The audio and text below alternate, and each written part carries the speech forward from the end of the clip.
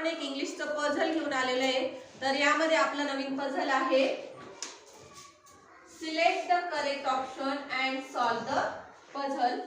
याच्यामध्ये आहे PURTL, इथे रिकामी जागा आहे, इथे आहे, इथे असे कोणते 3 अक्षर आपण भरायचे आहेत की ज्यामुळे अर्थपूर्ण शब्द तयार होतील। तर त्यासाठी आपल्याकडे 4 ऑप्शन आहेत। पहिला ऑप्शन आहे एक तर पहिल्या ठिकाणी येईल KLO, त्यानंतर च्या 3 डब्यामध्ये येईल MGB, त्यानंतर LSJ, की काय येईल 4 नंबरच्या ऑप्शन मध्ये EHS।